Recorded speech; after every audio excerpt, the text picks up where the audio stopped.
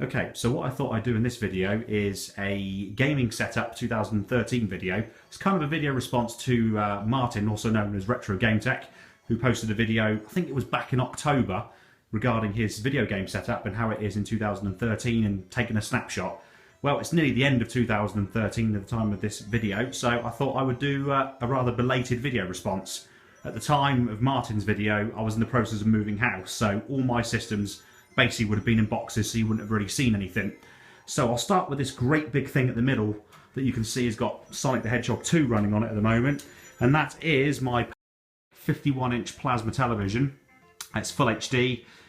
It's also a 3D television, as you can possibly see by the 3D glasses down there, and you can see by the amount of dust and dirt that's on those glasses that was probably the last time they were used. It's been a long time since I used them. Now, Martin's video, which was absolutely awesome, he went from right-hand side to left-hand side when showing his consoles. So, I will go the opposite way, and I'll start from the left and go all the way over to the right. So, the first system that I'm going to show you, which is the one that the TV is currently showing you, is my Model 1 Sega Mega Drive. As you can see, this one is a high-definition graphics with stereo sound model. This one's actually earlier than the previous one that I showed you on another video on my channel. And one of the things that I noticed was, on the later model, this white section here is actually removable. It's held by a couple of clips and you can actually pull it away to just show the LED behind it. This one is not removable at all. It's actually part of that front fascia there. Now you'll also notice these switches, well, one here rather crudely hanging out the side, and one also at the back of the machine there. Basically, that one at the back there is for the overclock mod. I've got a 7 MHz mod that side, well, the 7 MHz standard speed that side, 12 MHz on that side, and you can see there's a whole mess of wires and things which I'll come to a bit later on in the video, hopefully. And this switch here is the 50 to 60 switch. At the moment, I've got it running in 60 Hz because, let's face it, nobody really likes running 50 Hz unless they really have to because the game's region locked. And next to that, I've got a Mega CD Model 2, mainly because I prefer the Model 2. Model 1, I think, well, I just don't like it. It's big and bulky. I actually quite like this little small CD player style thing that's on the side here. It's really, really cool. So if we work our way down, and as you can see here, I've got a 60 gigabyte first European model PlayStation 3. This is the backwards compatibility model. This one is, well, yeah, it's the one that can play PS2 games before Sony rather strangely decided to remove it. Bit of an odd one, that one. Going down to this machine here, you can see I've got a Model 1 Sega Master System. This one is the model that has Safari and Super Hang-On built into it, just to give you an idea of its age. Over here, I've got an SCPH 5552 Sony PlayStation. The only thing that's special about this one, besides the Ryan Giggs memory card that's in the front, is the fact that it's modified. It's got a MM3 Multimode 3 mod chip in it, so I can play on my backups and region, obviously games that are region locked. In fact, they're all region locked, aren't they, on the PlayStation? So I can play games from other regions, in other words. Coming down to here, you can see it's slightly discoloured, but I've got a Japanese Model 1 Sega Saturn HST 3200. Absolutely love this thing. Went for the Japanese one mainly because it's 60 Hz, and there are quite a lot of games that the languages are in English on some of the menus, so you can navigate your way through for the most part. I quite like it, so I picked up that as well. Over to here, and rather crudely sort of stood up at an angle, and there is a reason for why it stood up at an angle. It's not me being crazy or anything like that. This is an SCPH 1002 PlayStation, so it's one of the earliest European models. You'll see on my channel, I've got a video all about this one along with the other Mega Drive that I just mentioned. Yeah, this one does the CD player trick. It's got the additional sockets on the back. Yeah, it's pretty cool. I really, really like this PlayStation. It stood on its side because that model was notorious for the plastic sled where the laser mechanism slides up and down. It warps over time, so the laser doesn't sit square.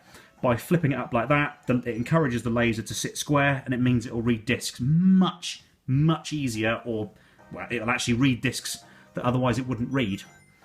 So moving over to here, this is a PlayStation 2. It's nothing too special. I mean, it's got the iLink port, which the earlier models had, and some of the later revisions, including one I've got in the cupboard, don't have.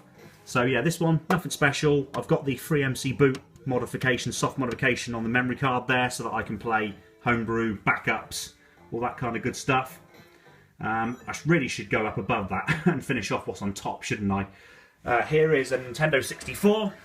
This Nintendo 64, nothing special, just a standard European model. It's in really good condition. I was really pleased when I picked this up. Over to the right, that is the latest addition to my family, and that is the Sony PlayStation 4 that I picked up on launch. At the end, it's not a console, it's just my PC. So back down to here again, and I've got a European Super Nintendo. Nothing super fancy, it's just a Super Nintendo. It's got a bit of yellowing on it, which is a bit of a shame, but it's awesome nonetheless. Moving over to here, I've got an Xbox 360S. This is the piano black glossy version before Microsoft changed it. I've got a USB hard drive sat on top.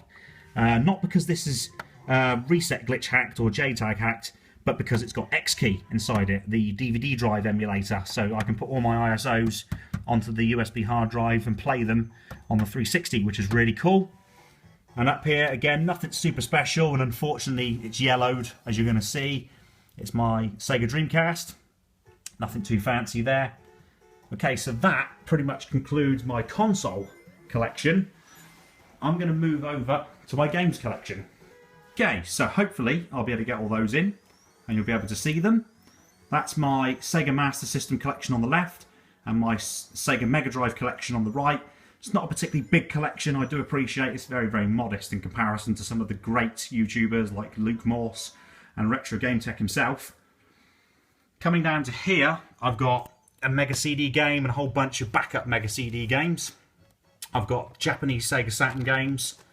I'll just show you some of these, because obviously unless you read Japanese you won't know what's on the side. I've got Daytona USA, this is the Circuit Edition. Got Dead or Alive, Destruction Derby, which I regret getting that because it's nowhere near as good as the PlayStation version. It's not anywhere near as well optimised. F1 Live Information, which I bought that because I was curious as to exactly what that was. Sega Rally, the original Sega Rally. Street Fighter Collection, which I understand is actually fairly rare on the Japanese Sega Saturn. It's quite difficult to pick this up at a reasonable price these days. And also the classic Virtua Racing, which is really, really cool on the Saturn. I've got some Dreamcast games, or a Dreamcast game and some backups. I have got some other Dreamcast games, but they're not out. They're actually in a box somewhere. FIFA International Soccer for the Super Nintendo. I've got some other Super Nintendo games there. My N64 controller that's boxed. I've got a blue N64 controller that isn't boxed. I've got some N64 games, as well as a boxed copy of Ridge Racer 64. Because as you'll see, I'm a bit of a Ridge Racer fan. Coming down here, you can see the PlayStation games I've got. So they're pretty self-explanatory. Here's my Ridge Racer collection on the PlayStation. I've got two different kind of retail box versions of Ridge Racer. Don't know why that is, I just have. I've got Ridge Racer Revolution, Rage Racer and Type 4.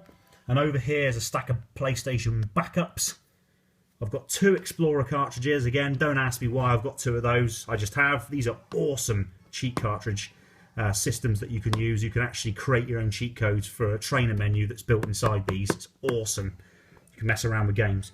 Here is a normal DualShock analog controller for the PlayStation 1. Moving on to here, just a selection of PlayStation 2 games. Again, except for one of them, you'll be able to see what they are. So just pause the video and have a quick butchers if you're interested. This is actually Toka Race Driver 3. And there's the sole remaining PSP game that I've got out at the moment. I have got a couple of others hidden away somewhere. And just a mixture of original Xbox games, FIFA 06 for the 360, and some PC games. Coming down to here, I've got a few PlayStation 3 games. I've got Gran Turismo 5, the recently released Gran Turismo 6, Little Big Planet 2, MotorStorm. There's Ridge Racer 7. As you'll notice, I'm missing 5 and 6, but I will be getting those soon. The Mega Drive Ultimate Collection and Sega Rally. And then I've got my PS4 games, Killzone, Need for Speed Rivals, Battlefield 4 and FIFA 14. Must admit, I'm not a big fan of Killzone. I am trying to sell that on eBay at the moment. I've got, as you can see, Need for Speed's pretty cool. Battlefield's really, really good. And FIFA 14 is surprisingly really, really good. I've got the headset that comes with a starter pack that I got with the PS4. PS4 controller, and of course the normal DualShock 3 as well. Okay, so that pretty much concludes my video. I will do another video actually on these systems and on some sort of advice I can give and some issues that I've actually come across, including the mess of cables around the back. But I hope you've enjoyed watching this video.